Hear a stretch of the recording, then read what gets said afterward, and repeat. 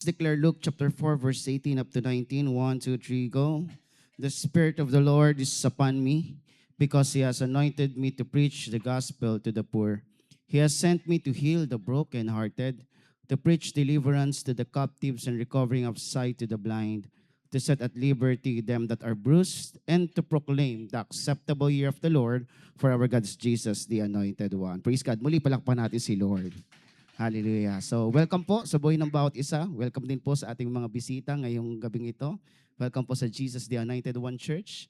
At muli, tayo po'y makakarinig ng salita ng Panginoon na ang salita ng Panginoon na ito ay napapanahon. I just want to encourage everyone to open your hearts and to open your mind pagdating sa mensaheng ito.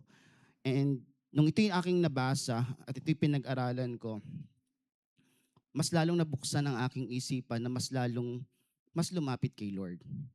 Amen? Kasi sometimes in our life, aminin man natin sa hindi, marami sa mga tao sa panahon ngayon, they need validation of their feelings, of their situation. Diba? Gusto natin nagiging valid yung mga sitwasyon natin, yung mga nararamdaman natin. But I pray to God that this message ay hindi maging condemning or judgment sa bawat isa na nakakaranas ng mga problema, mga pagsubok or anything. Bagkus ito yung maging eye-opener sa atin na ito pala ang dahilan kung bakit ko na-experience at nararanasan yung mga ganitong sitwasyon. So ang share ko po sa inyo ngayon ay pinamagatan ko pong, pakilagay nga dyan, 1, 2, 3, go. It's okay not to be okay, but don't stay that way. It's okay not to be okay, but don't stay that way. Hindi ini-invalidate ni Lord na hindi ka okay. Naka-experience ka ng problema, naka-experience ka ng pagsubok, malungkot ka, galit ka. It's okay not to be okay. Pag tinanong ka, kamusta ka, okay ka ba? Sa totoo lamang, hindi ako okay. But, remember this, don't stay that way. Isang masakit na katotohanan, pagdating sa bagay na ito na gusto kong i-impart sa buhay ng bawat isa, pag hindi ka okay, isa lamang ibig sabihin nun, wala ka ng tamang relasyon sa harapan ng Diyos. Ulitin ko ha, I hope this message must be an eye-opener to each and every one of us. Kapag hindi ka na okay, isa lang ibig sabihin nun, wala ka ng tamang relasyon sa harapan ng Diyos. Hindi ko po sinasabing wala kang relasyon sa Diyos. Ang sinasabi ko po, wala ka ng tamang relasyon sa Diyos. Basagin na natin yung ating mga, kumbaga, self-defense, na pag magulo ang isip mo, pag tuyo ang panalangin mo, pag wala kang ganang magbasa ng Bible, pag mainit ang ulo mo, pag wala kang kapayapaan kahit busy, hindi yan pagod lang. Okay? Hindi yan basta depression or anxiety lang. Hindi yan pace lang. Signal yan na malayo ka na sa source mo. Uulitin ko po. Tanggalin na po natin sa ating mga sarili yung self-defense na kapag ka magulo isip mo, marami kang naiisip, emotional ka, wala ka nang ganang magbasa ng Bible, mainit lagi yung ulo mo, wala kang kapayapaan, isipin natin, siguro pagod lang to. Siguro ina-anxiety ako. Siguro nadidepress ako. Hindi ko po sinasabing hindi totoo yon. Yes, totoo yon. Pero isang signal lamang po ito na kapag na-experience na natin yung mga bagay na yon, ito'y signal na nangangahulugan lamang na malayo ka na sa source mo. Amen? Malayo ka na sa source mo. Sa aklat po ng Juan chapter 15 verse 5, sabi po dito, malinaw na sinabi ng Biblia at ni Jesus, ako ang puno ng ubas, kayo ang mga sanga. Ang nananatili sa akin at ako sa kanya, ang siyang nagbubunga ng sagana. At ano po sabi ng Biblia? Sabi ni Jesus Christ, claim niya, sapagkat kung hiwalay ka sa akin, wala kang magagawa. Ulitin ko po, sabi ni Jesus Christ, malinaw na sinabi ng Biblia, kung hiwalay ka sa akin, wala kang magagawa. Yung nararanasan po nating lungkot, yung nararanasan po nating pagod, hindi lang po ito basta pagod o lungkot. Ito'y signal na medyo lumalayo ka na sa source mo. Ito'y signal na dumidisconnect ka na kay Jesus. Alam niyo, ang ganda po sa TPT version. Sabi po sa TPT version, I am the sprouting vine and you're my branches. As you live in union with me, as your source, take note of the word, as your source, sabi po dito, fruitfulness will stream from within you. Pag sinabi pong fruitfulness in all aspect of your life, hindi lamang po ito about sa blessing, kundi sa lahat ng magagandang bagay na pwedeng mangyari sa ating buhay. Kapag daw tayo ay may union kay Jesus Christ as a source, fruitfulness will stream from within you. Pero ito po, but when you live separated from me, malinaw na sinabi ng Biblia, you are powerless. Nagigets po ba natin? Yung nararanasan po nating lungkot, yung nararanasan po nating pagod, yung nararanasan po nating parang ayaw nating manalangin, ayaw nating makipag-usap, ayaw nating makijoin, ayaw nating maging maayos. It is a signal na dumidisconnect ka na o medyo lumalayo ka na kay Lord. I will ask you something. Who is your source? Who is the source of joy?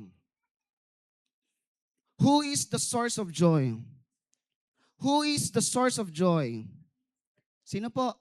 Si Jesus. Ulitin ko po, tatanungin ko po ulit kayo. Dapat maging malinaw sa atin to at maging reveal sa atin. Who is the source of joy? Who is the source of peace? Who is the source of hope?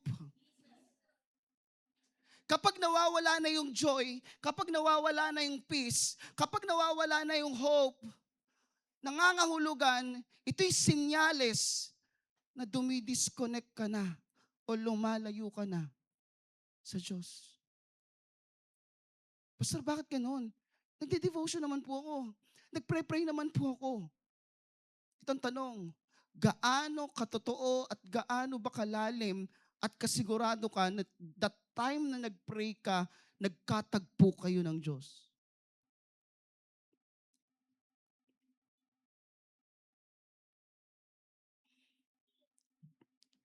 Pag hindi ka okay, baka hiwalay ka na. At pag hiwalay ka na, wala ka ng buhay. Walang kabuhay-buhay. Do you experience that? Yung buhay ka naman pero wala kang kabuhay-buhay. Alam niyo, habang pinag-aaralan ko to, sapul na sapul to sa akin eh. I've also experienced this. And sometimes bilang isang Kristiyano, ang dami kong defense mechanism in my life na spiritual din naman. Ay siguro ano lang to, ay siguro to ganito, ay siguro ganito. Pero nung ito'y nabasa ko at napag-aralan ko, oo nga no, sometimes kailangan na nating mag-mature pagdating sa pagtingin sa anumang sitwasyon nangyayari sa ating buhay. Pag hindi ka okay, baka hiwalay ka na. At pag hiwalay ka na, wala kang buhay, wala kang bunga, wala kang kapayapaan. If you're experiencing distraction, if you're experiencing loneliness or any negative thoughts, negative emotion in your life, nangangahulugan lamang yan, na senyales yan, na ikaw ay may signal na medyo lumalayo ka na kay Lord. Sabi po dito, but when you live separated from me, you are powerless. Awit chapter 5 verse 12. Kilala niyo po ba si David?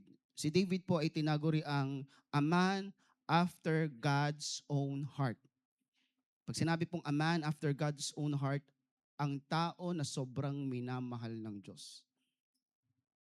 At dumating sa point na naramdaman niya na ang layo niya kay Lord.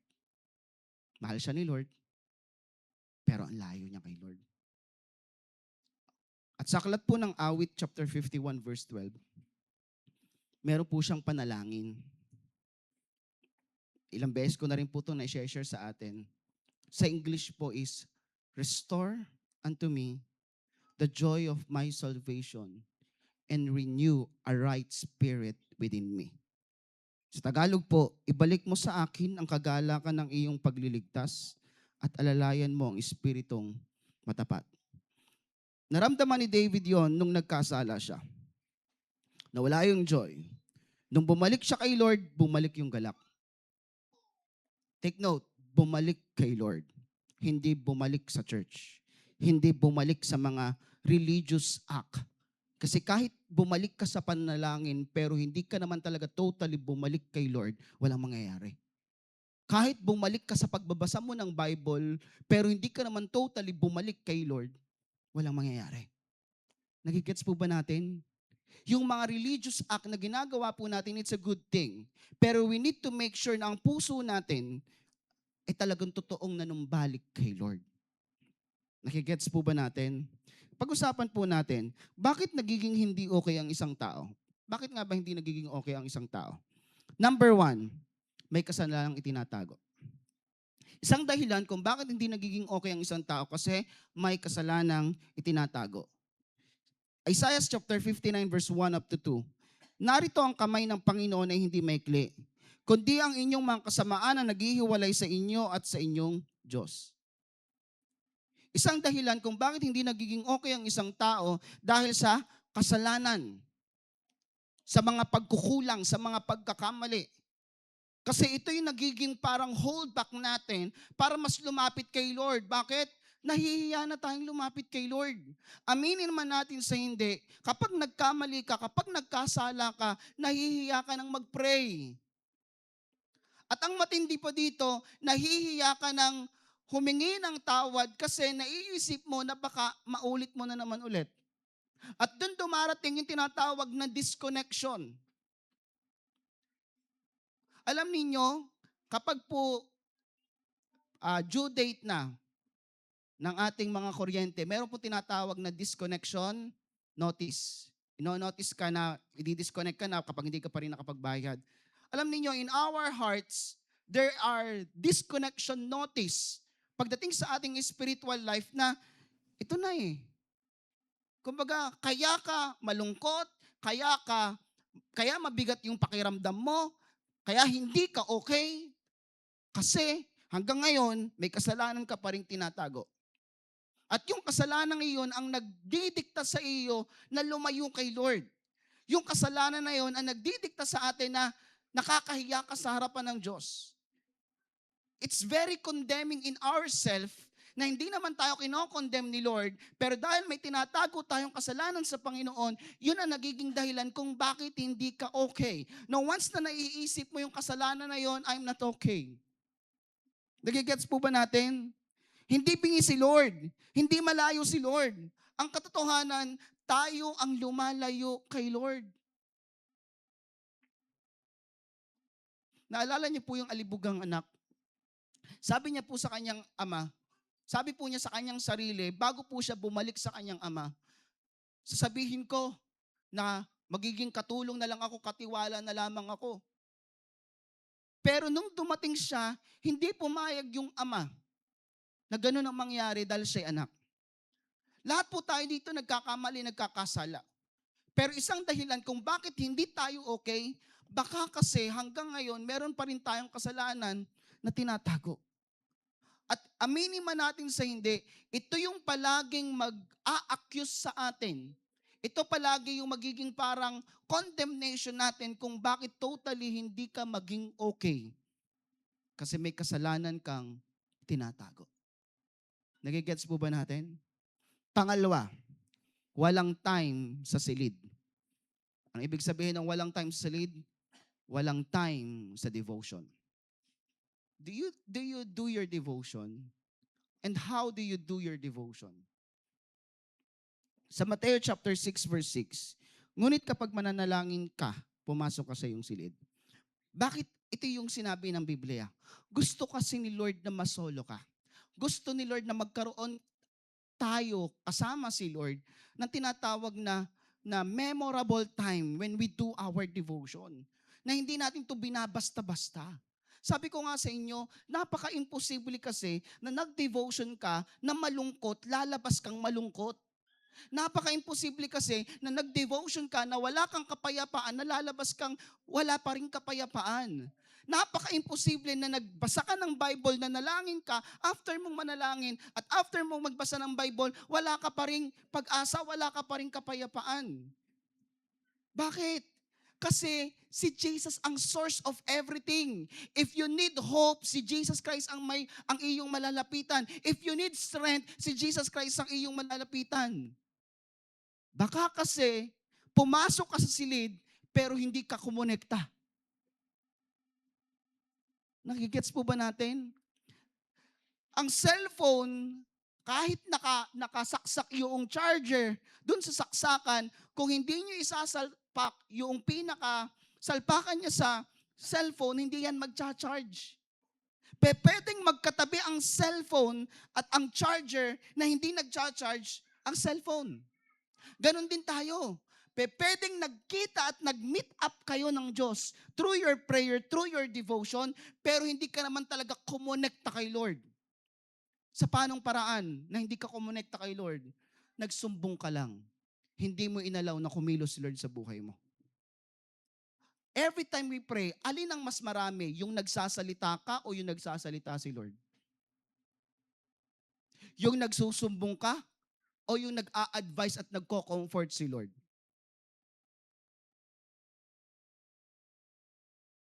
Sometimes, alam niyo ba ang tawag sa devotion? Sa sinuuna is tinatawag siyang quiet time. Pag sinabing quiet time, minsan sa ating pananalangin, tumahimik ka. Bakit? Baka kasi ang dami mong sinasabi, wala naman ng silbi yung mga sinasabi mo, tapos nung magsasalita na si Lord, yung tutulungan ka ni Lord, tinapos mo na yung prayer mo. Wala kang time.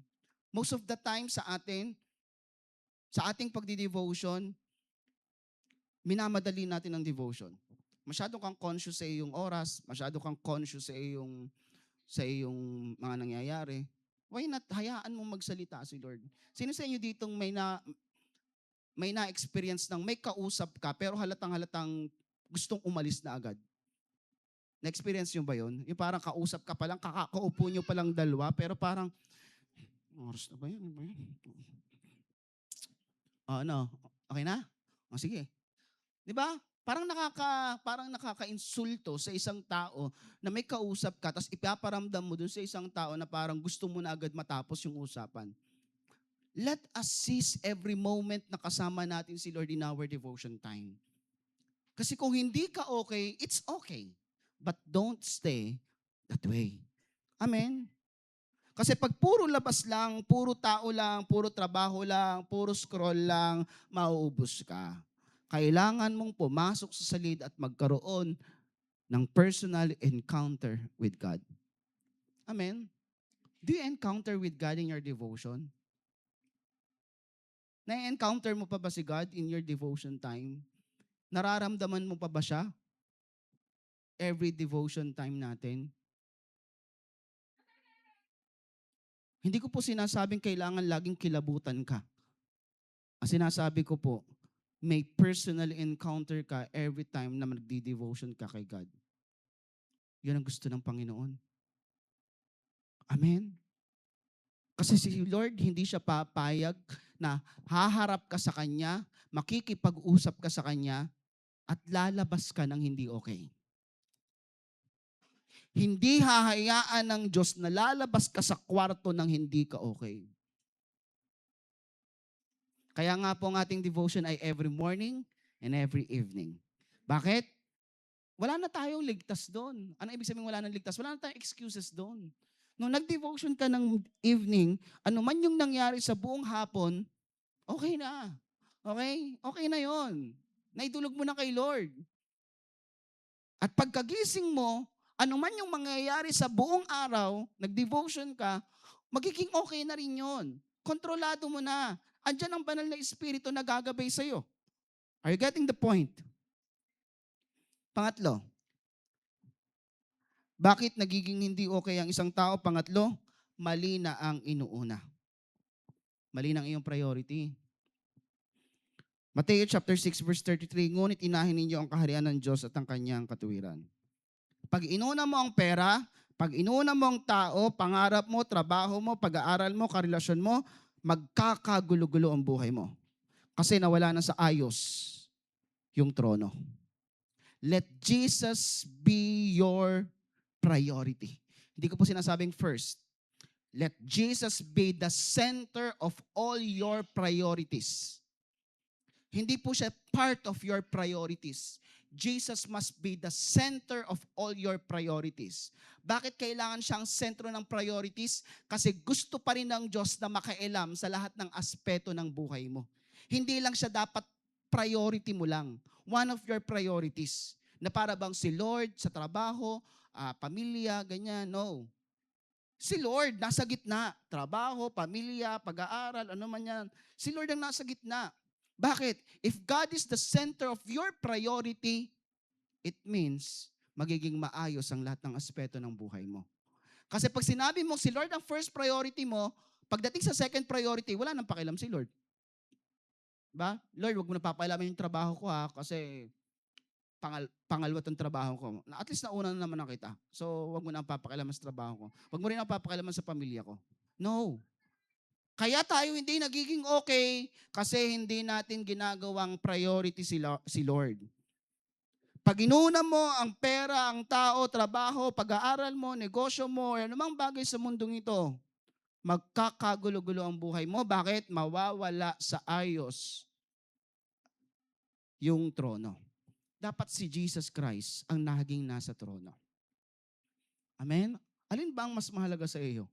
Si Lord or ang family mo? Si Lord o ang trabaho mo? Pastor, para namang napaka-practical naman nun. Siyempre, mahalaga ang family ko. Yes, gato lang yan. Kapag inuna mo si Lord ang bahala sa pamilya mo. Kung inuna mo si Lord ang bahala sa trabaho mo. Pag inuna mo si Lord ang bahala sa pag-aaral mo. Kaya hindi ka nagiging okay, hindi mo inuuna si Lord, kaya nagkakagulo-gulo ang lahat ng aspeto ng buhay mo. Hindi nagiging na-organize. Are you getting the point? Kaya hindi ka nagiging okay. Pangapat, pinapatigas mo na ang puso. Kaya hindi ka nagiging okay kasi pinapatigas mo na ang iyong puso. Ano ibig sabihin na pinapatigas mo na ang iyong puso? Alam mo yung ayaw mong aminin na hindi ka okay? Kamusta ka? Kitang-kita naman sa mukha mo, ang lungkot-lungkot. Parang lungkot mo. Hindi. Parang galit ka. Hindi nga. Ayaw mong aminin. Masyadong matigas yung puso mo na hindi mo aminin na hindi ka talaga okay. Alam niyo yung mga tao hindi kayang aminin na hindi sila okay, hindi po sila malakas. Ang tunay na malakas ay yung kayang umamin na siya ay hindi okay. Amen? Kaya nananatili kang hindi okay kasi ayaw mong aminin na hindi ka okay. Pinapatigas mo iyong puso. Hebreo chapter 3 verse 15. Ngayon, kung maririnig ninyo ang kanyang tinig, huwag ninyong patigasin ang inyong mga puso. Every time na tayo nakakarinig ng salita ng Diyos, ay hindi ako yan. Hindi ako yun. Hindi ako yun. Siya yun, siya yun. Ikaw nga yun. Sabi mo nga sa iyong katabi, ikaw ang topic ngayon. Sabi mo sa iyong katabi, pinapatamaan ka ni Lord. Amen. I believe lahat po tayo nakaka-relate. Aminin man natin sa hindi. Sometimes yung salita ng Diyos masakit, pero ayaw nating tanggapin kasi pinapatigas na natin ang ating puso. Hindi ako yan. Mature na ako Kristyano. Hindi ako yung sinasabi ni tata, hindi ako sinasabi ni pastor. Tagal na akong Kristyano. Okay ako. Problema lang yan. Pagsubok ko lang yan. Pero deep inside your heart, iyak ka na. Deep inside your heart, hagulgul ka na sa pag-iyak. Ayaw mong aminin. Pinapatigas mo iyong puso. Bakit hindi ka nagiging okay? Number 5, low self-esteem. Masyado mong binababa ang iyong sarili. Masyado mong sinisisi ang iyong sarili sa mga nangyayari. Masyado mong inaapi ang iyong sarili. Alam mo yun? Yung lahat na lang, ako na. Sige na, ako na mali. Ako nang palpak, ako na ang lahat. Sige na, ako nang magagalitin, ako na ang masama ugali, ako na lahat. Ikaw lang yung tama, ako yung hindi. Kaya hindi ka nagiging okay. Kaya nagiging emotional ka. Meron ka tinatawag na low self-esteem na para bang binababa mo sa pinakababa ang sarili mo. Nawawalan ka ng confidence. Sa aklat ng 2 Timothy chapter 1 verse 7, sapagkat ang espiritong ibinigay sa atin ng Diyos ay hindi espiritu ng kahinaan ng loob. Hindi yan ang ibinigay sa inyo ng Diyos na espiritu. Ano daw? Kundi espiritu ng kapangyarihan, pag-ibig at pagpipigil sa sarili. Yan ang ibinigay sa ating espiritu ng Diyos. Don't be don't be too hard to yourself. It's in a good way, it's okay to appreciate yourself. In a good way, it's okay na kahit papaano naman, palakasin mo rin yung sarili mo. Okay? Nagkamali ka, bawi ka, bawi, bawi. Hindi yung, nagkamali ka yan, kapalpakan mo yan, wala kang kwenta. Di ba, yung nagkamali ka na nga, sa halip na i-encourage mo ang sarili mo dahil wala pang ibang nag-encourage sa iyo, mas lalo mong binabaon ang iyong sarili. Encourage yourself. Amen? Yung warning ni Lord, sometimes binabaliwala na natin, kaya ang bigat-bigat. Disconnected ka na kay Lord eh. Okay? Hindi yan basta pagod lang. Hindi yan basta anxiety attack lang. Hindi yan basta depression lang. Especially tayong mga Kristiyano. Hindi yan basta depression lang, hindi yan anxiety lang. Signal yan na baka dumidisconnect ka na kay God. Signal yan na baka malayo ka na kay God. At itong 5 bagay na itinuro ko po sa inyo, na sinare ko po sa inyo, ito yung ilan sa mga rason kung bakit hindi ka okay. Ang mundo, sasabihin self-care lang. Gala ka lang. Inom ka lang, kalimutan mo. Pero ang resulta, temporary lang. Babalik din ang bigat. Babalik din na hindi ka okay. Pero ito, ang sabi ni Lord, bumalik ka sa akin.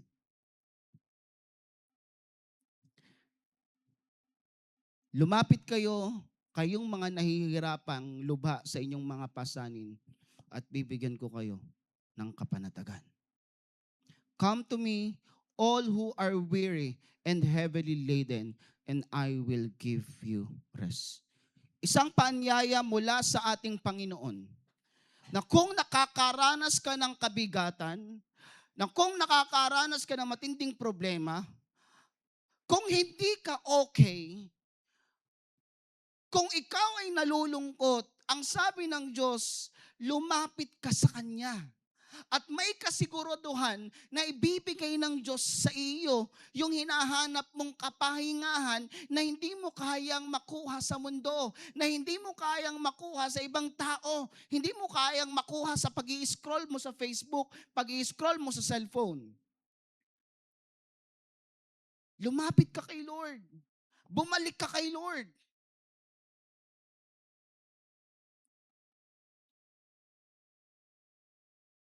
Lumapit kayo sa akin, sabi ni Jesus Christ. Kayong lahat na nahihirapan at nabibigat ang luba sa inyong mga pasanin, at bibigyan ko kayo ng kapahingahan. Sabihin mo nga sa iyong katabi, you deserve God's rest. Sabihin mo sa iyong katabi, pahinga sa presensya ng Diyos. Amen. Sino sa inyo dito na-experience mo na as you do your devotion, nafe-feel mo yung tinatawag na God's rest? Na-experience nyo na ba yun? Yung umiiyak ka, umahagulgul ka, Lord, Lord, Lord, Lord, di po ako okay. Then after that, pagkatapos mong umiyak, ang gaan-gaan ng pakiramdam, ang sarap sa pakiramdam, may peace of mind, may peace of heart, parang nabunutan ka ng tinik, parang nawalan ka ng pasanin, dahil naranasan mo yung rest mula kay Lord. Makinig kayong mabuti. Kung naniniwala ka at nananampalataya ka sa Diyos, huwag kang umaktong walang Diyos, bagkus umakto kang may Diyos. Nakikets po ba natin? Kasi maraming tao naniniwalang may Diyos, pero umaaktong walang Diyos. Hindi.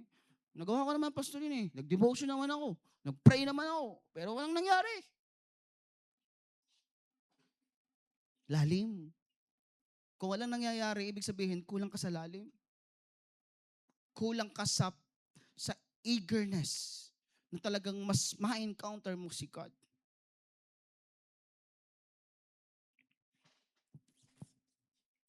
Hindi sinabing maging ayos ka muna bago ka lumapit kay Lord. Lumapit ka kay Lord kahit magulo ang lahat at si Lord ang mag-ayos. Amen? Hindi iniintay ng Diyos na maging okay ka bago lumapit ka kay Lord. Kahit hindi ka okay, lumapit ka kay Lord at siya ang mag-aayos.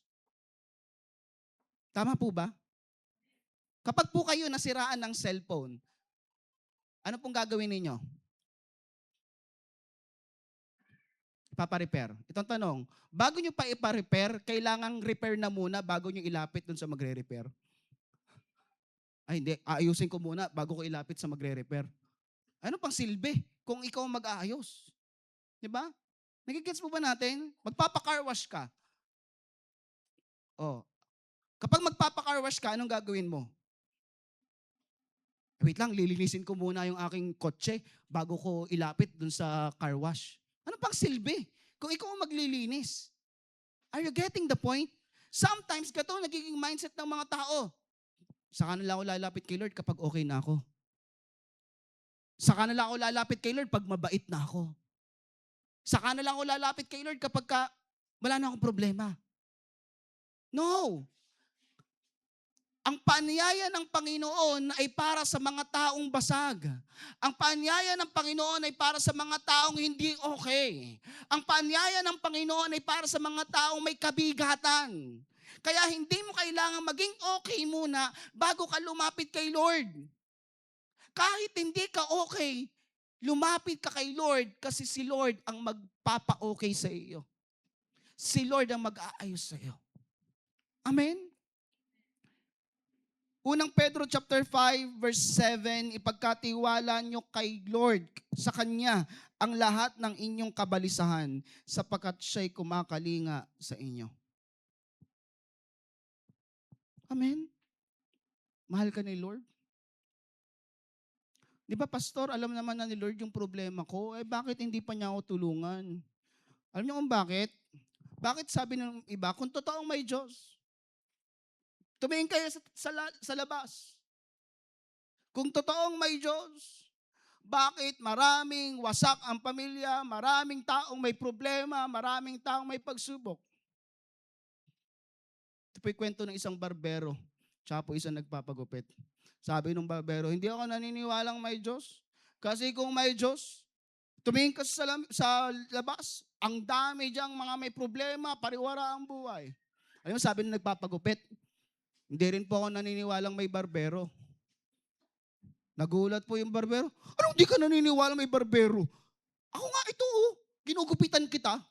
Tumingin din po kayo sa labas. Ang dami pong mahabang buhok. Siyempre, kaya hindi ko sila ginugupitan kasi hindi sila lumalapit sa akin. Sabi nung nagpapagupit, ganun din po kay Lord. Kaya hindi po naaayos ang kanilang mga buhay kasi hindi sila lumalapit sa akin. Hindi sila lumalapit kay Lord. Masyadong ginagalang ng Diyos ang ipinagkaloob niya sa ating free will to the point na hindi kanya pwedeng diktahan na lumapit sa Kanya. Ang gusto ng Diyos, kusang loob ang paglapit mo sa Kanya. At tinitiyak ng Panginoon na kapag kusang loob kang lumapit sa Kanya, na basag ka, na ikaw ay nahihirapan, na ikaw ay problemado, na ikaw ay may pinagdadaanan, kapag lumapit ka sa Panginoon, sinisigurado ng Panginoon, aayusin niya ang lahat. Amen. Palakpakan nga po natin si Lord. It's okay not to be okay, but don't stay that way.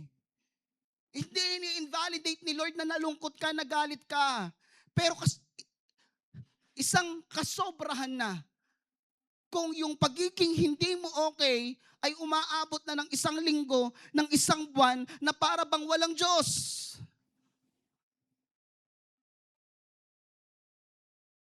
Alam niyo po, ito po yung naging rebuke sa akin. I have also experienced na hindi talaga maging okay. Marami po akong pinagdaanan bilang isang pastor, bilang isang individual. bilang isang Pastor Arwin, bilang isang Tatay Arwin, bilang isang Arwin. And sabi ko, kung nabasa ko to noon, kung natutunan ko to noon, sana hindi ko naranasan yung ganong kahirap na sitwasyon. It's okay not to be okay, but don't stay that way. Kasi bukas ang pintuan ng Diyos para maging okay ka. Bukas ang kamay ng Panginoon para yakapin ka kung ikaw ay nalulungkot. Bumalik ka kay Lord. Hindi ko po alam ang mga pinagdadaanan ninyo sa gabing ito. Pero iisa lamang po ang sinasabi ng Biblia. Gusto ng Diyos na maging okay ka. Sabihin mo sa iyong katabi, gusto ng Diyos na maging okay ka. 4 na bagay po na kailangan nating gawin. 4 na hakbang or 3 hakbang para bumalik. Ito po ha, kung hindi mo kayang buhating mag-isa, hayaan mo si Lord ang bumuhat. Kasi hindi mo kailangang buhatin yan ng mag-isa. Amen? Hindi mo kailangang buhatin yan mag-isa. Meron kang Diyos na handang pumasan ng iyong mga kabigatan. Ano bang kailangan natin gawin? Okay? Number 1, aminin. Aminin mo kay Lord na nagkasala ka. Aminin mo kay Lord, Lord, malayo na po ako sa iyo. Lord, feeling ko talaga layo-layo ko na sa Lord. Lord, ang dami ko pong kasalanan. Lord, hindi kita inuuna. Aminin mo kay Lord lahat yan. Aminin mo kay Lord na hindi ka okay, Lord, hindi po talaga ako okay. Oo, Lord, alam ko yung promises mo, pero nangangamba pa rin ako ngayon.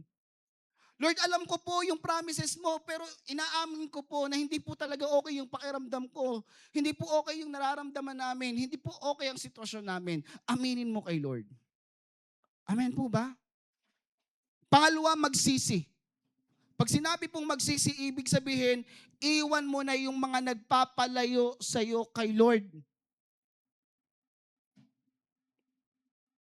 Ano-ano ba yung mga nagiging dahilan kung bakit napapalayo ka kay Lord?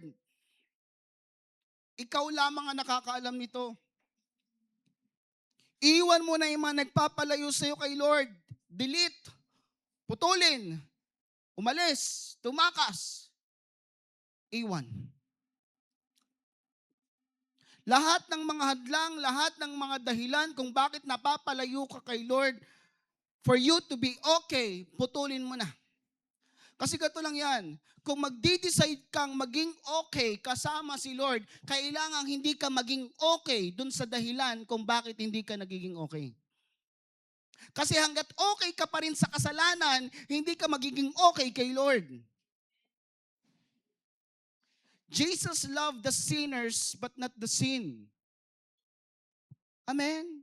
Kailangan mamili ka. Iiwan ko tong mga nagiging dahilan kung bakit ako nagkakasala, kung bakit ako hindi nagiging okay, at pipiliin kong maging okay sa harapan ng Diyos. Amen? Balik sa source. Nalulungkot ka, go back to the source of joy. Wala kang kapayapaan, go back to the source of peace. Wala ka ng pag-asa, go back to the source of hope. Nawawalan ka na ng pag-ibig sa ibang tao, sa iyong kapwa, sa maraming mga tao, go back to the source of love. Nawawalan ka na ng matinding pagnanasa sa paglilingkod kay Lord, go back to the source of passion. Nawawalan ka na ng pag-ibig para mawin ang maraming mga tao, go back to the source of compassion. Kasi kapag disconnected ka sa source, you are powerless. If you are disconnected sa source, you can do nothing.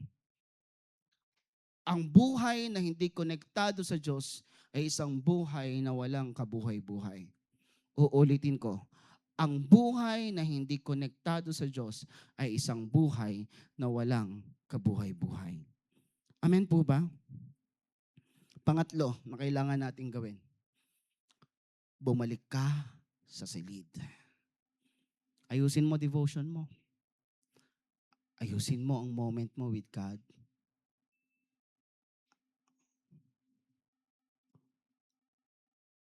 Tatanungin ko muli kayo, how do you spend your moment with God? Minamadali mo ba?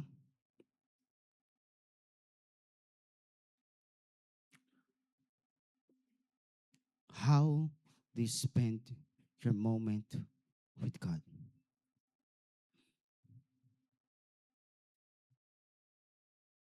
Santiago chapter 4 verse 8.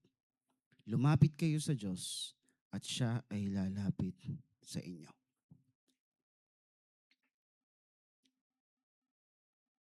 Bumalik kayo sa silid. Maging seryoso, maging totoo ang inyong devotion. Kung ang devotion ninyo may dating sa inyo, it means may dating ito kay Lord. Pero kung ang pagbabasa mo ng Biblia at pananalangin is for religious act, for compliance purpose, para masabing ikaw ay spiritual, it means nothing.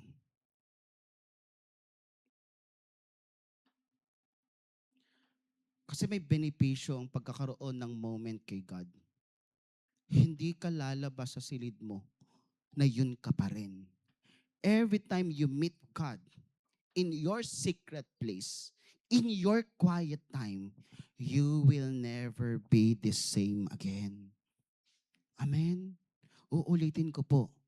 If you meet God in your secret place, in your quiet time, lalabas ka ng lugar na yon, lalabas ka ng silid na yon, that you will never be the same again. Ibang-iba ka na sa kanina. Ibang-iba ka na sa kahapon. Ibang-iba ka na nung isang linggo. You will never be the same again. Tandaan mo, hindi ka iniwan ni Lord. Ikaw ang gumilid. At handa siyang tanggapin ka ngayon din. Sabihin natin, pag tayo lalapit kay Lord, Lord, bumabalik ako sa iyo. Kapag pagod ka na, maging hindi okay at gusto mo na ng tunay na kapayapaan, sabihin mo, Lord, bumabalik ako sa iyo. Ito yung si David, sinabi niya, balik niyo po sa akin, restore unto me the joy of my salvation and renew a right spirit within me. Hindi kasi sisirain ng pagbalik kay Lord. No? Ang paglayo ang sumisira sa'yo. Kaya hindi ka nagiging okay. Bakit? Kasi disconnected ka kay Lord.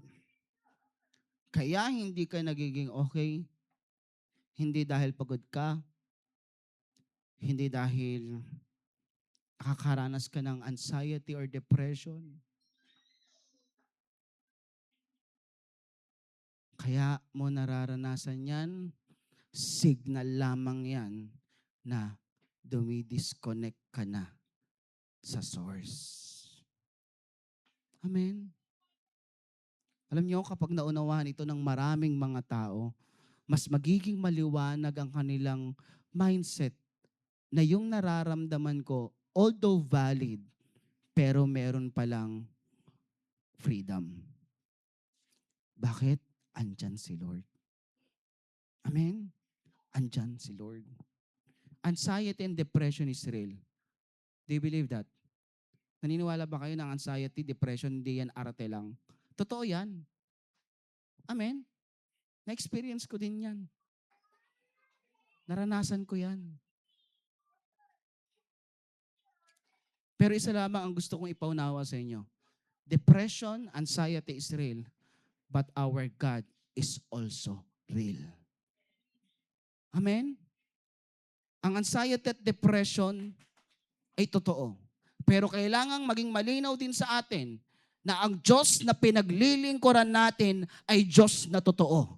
Isang tunay na Diyos na mayroong magagawa sa anumang sitwasyon na nararanasan natin. Amen. Hindi siya bingi sa ating mga panalangin. Hindi siya bulag sa ating sitwasyon. Andyan ang Panginoon para tulungan ka. Lumapit ka sa Kanya, bumalik ka sa Kanya ng totohanan at gagawa ang Diyos ng paraan. Kung ikaw ay hindi okay, ngayong gabing ito, gagawa ang Diyos ng paraan para ikaw ay maging okay. Amen. Totoong may Diyos. Kaya umakto tayong mayroong Diyos. Amen? Amen po ba?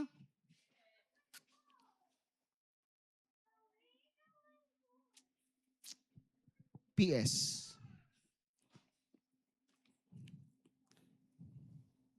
Ano pa ang hakbang mo para makabalik? Di ba sabi ko kanina 3 lang? Dagdagan natin parang 1. Lumapit sa mga lingkod ng Diyos. Ang mga lingkod ng Diyos, sa mga pastor, mga leaders, sila ang mga itinalaga ng Panginoon bilang representative ng Diyos na pwedeng tumulong sa anumang sitwasyon na nararanasan nyo. Ano sabi ng ibang mga tao? Gusto kong lumapit kay Lord, pero hindi ko alam kung paano ko lalapit kay Lord. Diba? Maraming mga taong litong-lito dyan sa preaching na lumapit ka kay Lord. Paano? Nag-pray naman ako, nag-devotion naman ako. Paano ko lalapit? Nandyan ang mga lingkod ng Diyos to guide them para makalapit sila kay Lord. Nagigets po ba natin? Nagigets po ba natin? Kasi aminin man natin sa hindi, mahirap lumapit kapag ikaw ay mahina. Kailangan mo ng taong aalalay sa'yo. Naunawa po ba natin? Kaya kung dumarating yung time na nahihirapan ka na, hindi mo kayang personally lumapit kay Lord, gamitin natin tong pang-4. Ano yung pang-4? Lumapit ka sa mga lingkod ng Diyos. Pastor, biblical ba yan? Yes. Santiago chapter 5 verse 14 up to 16. Kung kayo ay may sakit, hindi lang po ito sakit na physical or literal. Ano po sabi dito? Ipatawag ninyo ang mga pinuno ng iglesia upang ano daw? Upang ipanalangin kayo at pahiran ng langis sa pangalan ng Panginoon. So kapag may problema ka, may pinagdadaanan ka, anong daw dapat gawin? Tawagin mo yung mga lingkod ng Diyos para ipanalangin ka. Ano sometimes, dahil tayo ay medyo matatagal ng Kristiyano, kapag tayo ay nakakaranas ng problema, hindi na masyadong reveal sa atin na, tayo, ipag-pray mo nga ako. Pastor, ipag-pray mo nga ako. Hindi, kaya ko ipag-pray sarili ko. Pastor na ako leader na ako matagal na akong Kristiyano. Ba't kailangan ko pang ipatawag? Hindi na nagiging reveal sa atin ang bagay na ito. Ay ilang beses mo na pinag-pray ang sarili mo, wala namang nangyayari. Kaya sinabi ni Santiago, kung ikaw ay may sakit, kung hindi ka okay, ipatawag mo yung mga pinuno ng iglesia. Tawagin mo yung pinuno ng iglesia para maipanalangin ka, para mapahiran ka ng langis, para maibalik yung anointing na meron ka. At ano sabi dito? Pagagalingin ng Diyos ang may sakit dahil sa panalangin ng may pananampalataya. Ito pa, ang matindi dito, hindi lang basta pagagalingin. Kaya kapag tayo nakakaramdam na hindi tayo okay, i-ask natin yung ating mga leader, mga pastor natin na, Pastor, pwede niyo po ba akong puntahan? Pastor, pwede niyo po ba ipanalangin? Ano pang mangyayari dito? Palalakasin siyang muli ng Panginoon. Tignan nyo ha? Pagagalingin, palalakasin, at pangatlo, mawawala yung condemnation mo, patatawarin ang kanyang mga kasalanan. Andito na lahat. Magiging okay ka, lalakas ka, at mawawala yung condemnation mo. Kaya nga, ipagtapat ninyo sa inyong mga kapatid ang inyong mga kasalanan at ipanalangin nyo ang isa't isa upang kayo'y gumaling. Malaki ang nagagawa ng panalangin ng taong matuwid.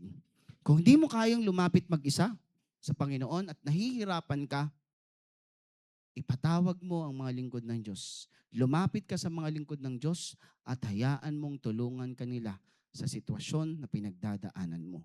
Ang mga lingkod ng Diyos ay representative ng Diyos. Sila ang itinalaga ng Panginoon para tulungan tayo para mas mapalapit sa Panginoon. It's okay not to be okay. But don't stay that way. God has opened the door for us to not stay that way. Ang Diyos ay nagbubukas ng pintuan sa gabing ito na kung hindi ka okay ngayon, huwag ka mag-alala. Magiging okay ka. Tayong lahat ay tumayo.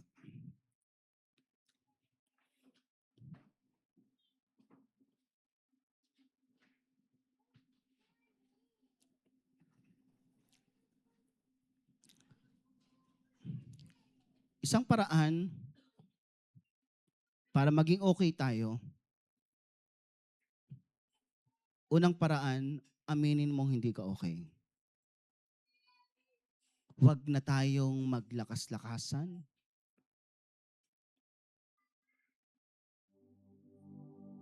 Huwag na tayong magkunwari.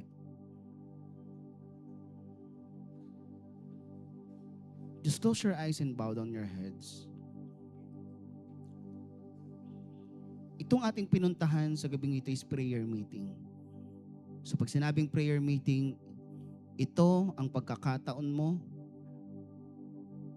na makalapit sa Panginoon.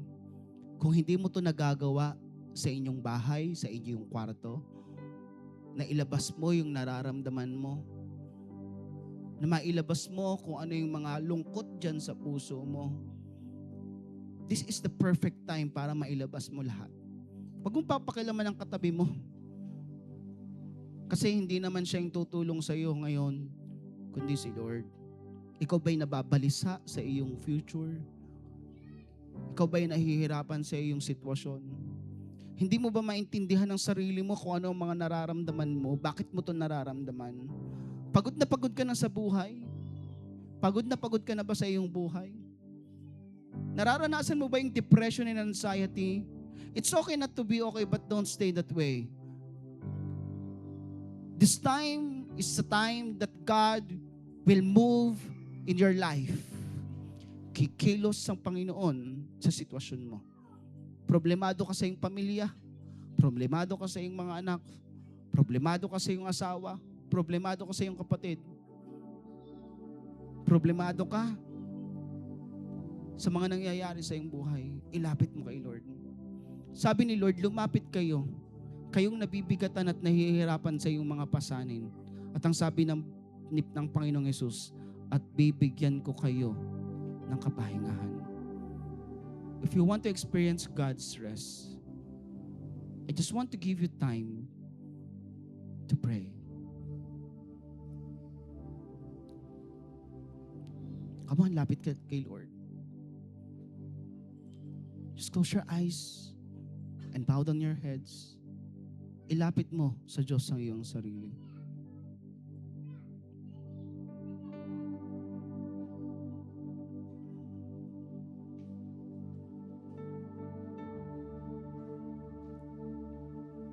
Pray. Sabihin mo kay Lord ang mga nararamdaman mo, nararanasan mo. Kung hindi ka okay, aminin mo, Lord, hindi po talaga ako okay. Naglakas-lakasan lang po ako.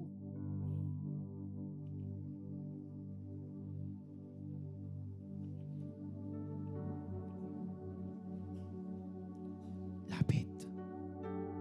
Sa pinakamalapit. Huwag mong palagpasin ang pagkakataong ito. It's okay not to be okay, but don't stay that way.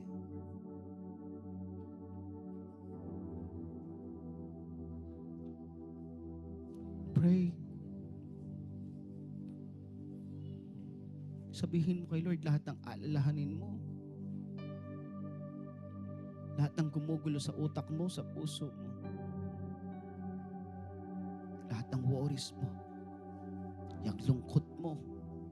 Yung pinagdadaanan mo.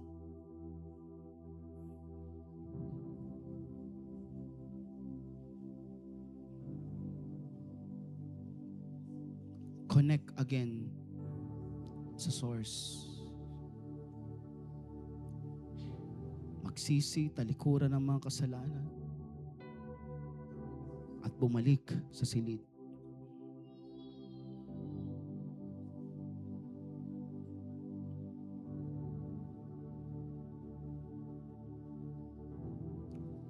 you, Jesus.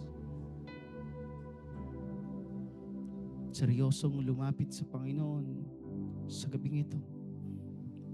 Huwag mong pakilaman ang iyong katabi. Huwag mong isipin kung anong oras.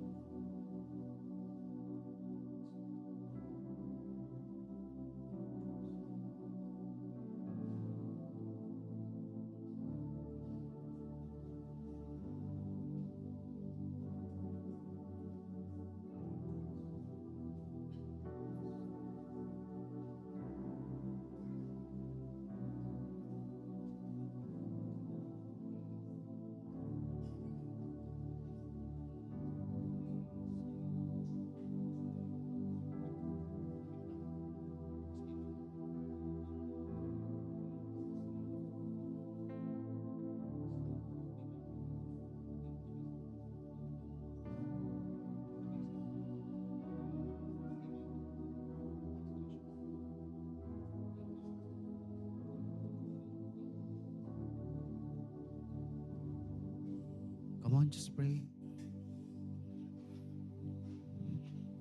Lapit sa Panginoon.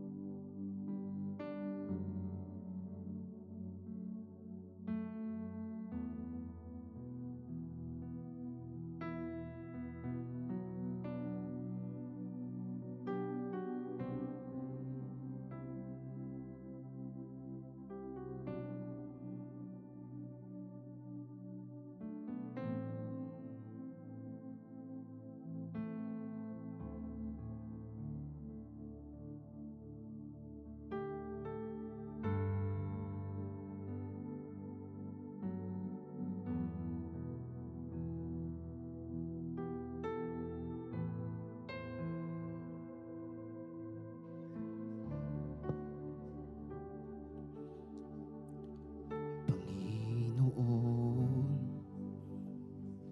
kami lumalapit, nagsusumamo, na tulungan mo.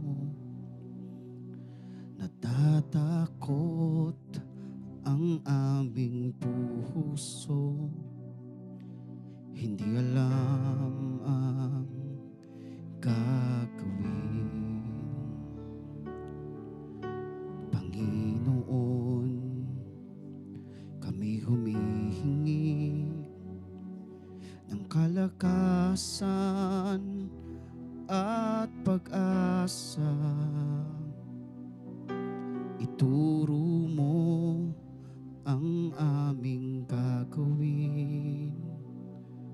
sa panahon naming ito. Tulungan mo kami, sa'yo ay magtiwala. Tulungan mo kami, sa'yo ay umasa. Tulungan mo kami, o aming Diyos. Tulungan mo kami sa panahon ito. Panginoon, kami lumalapit, nagsusumamo na tulungan mo. Natatakot ang aming puso, hindi alam ang gagawin. Panginoon, kami humihingi ng kalakasan at pag-asa. Ituro mo ang aming gagawin sa panahon namin ito. Tulungan mo kami, sa'yo ay magtiwala. Tulungan mo kami, sa'yo ay umasa. Tulungan mo kami, o aming Diyos. Tulungan mo kami sa panahong ito. Sabi mo sa Panginoon, tulungan mo kami, sa'yo ay magtiwala. Tulungan mo kami, sa'yo ay umasa. Tulungan mo kami, o aming Diyos. Tulungan mo kami. Come on, maging panalangin ng iyong puso ang awiting ito. Sabihin mo sa Panginoon, tulungan mo kami, sa'yo ay magtiwala. Tulungan mo kami, sa'yo ay umasa. Tulungan mo kami, o aming Diyos. Tulungan mo kami sa panahon. Ngayon, sabihin mo, ako ngayon ay nagtitiwala. Ako ngayon sa iyo ay nagtitiwala. Ako ngayon sa iyo ay umaasa. Panginoon, salamat po sa kabutihan mo sa aming buhay. Sabihin mo sa Panginoon, ako ngayon sa iyo ay nagtitiwala. Ako ngayon sa iyo ay umaasa. Come on, sabihin mo, salamat po sa kabutihan mo sa... Come on, ideklara natin na sa oras na ito tayo magtitiwala sa Diyos. Ako ngayon sa iyo ay sa anumang sitwasyon ng aming buhay, patuloy kaming magtitiwala sa iyo, Panginoon. Sa anumang problema na aming pinagdadaanan, kami magtitiwala sa iyo. Come on! Salamat po sa kabutihan mo sa... Come on, maging confident ka na sinasabi mo sa Panginoon, ako ngayon sa iyo patuloy na magtitiwala. Patuloy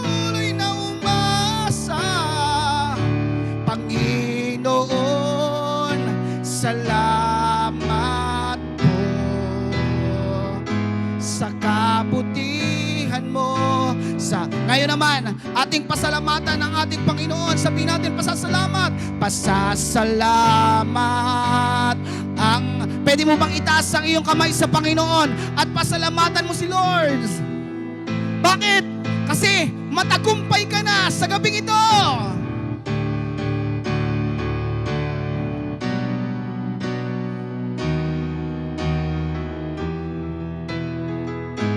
Tagumpay namin ay nakamta. Pasasalamat, pasasalamat ang aming alay. Pasasalamat ang aming ibibigay. Aming lakasan, tagumpay namin. Come on, patuloy nating pasalamatan ng Diyos at ating itaas ang ating mga tinig sa oras na ito. Ang aming alay, pasasalamat aming ibibigay. Ikaw ang aming kalakasan. Ngayon, come on, itaas natin ang ating mga tinig sa Panginoon. Hallelujah! Pasasalamat ang aming alay. Pasasalamat ang aming ibibigay. Ikaw ang aming kalakasan. Yes, Lord, tagumpay namin ay na. Pwede ko bang marinig ang mga anak ng Diyos? Sabihin mo sa Panginoon, pasasalamat. Yes, Lord, salamat. Ang aming, sabihin mo kay Lord, ikaw ang aming kalakasan.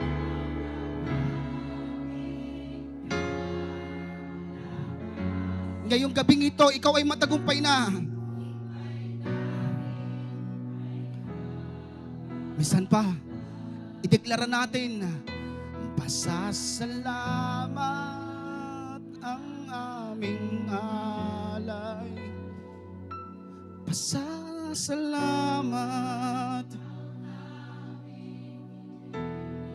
Pagkat ikaw aming Panginoon, ikaw ang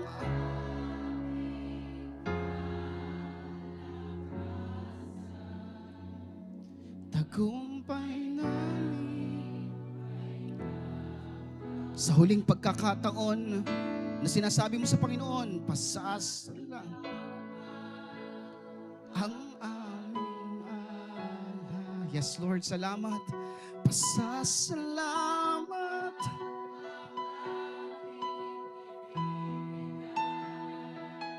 Ikaw ang aming kalakasan. Tagumpay namin ay Ngayon sabihin natin sa Panginoon, ikaw ang aming kalakasan. Ikaw ang aming kalakasan. Tagumpay namin ay bisan pa, ipahayag ng iyong mga labi, sabihin mo, ikaw ang aming kalakasan.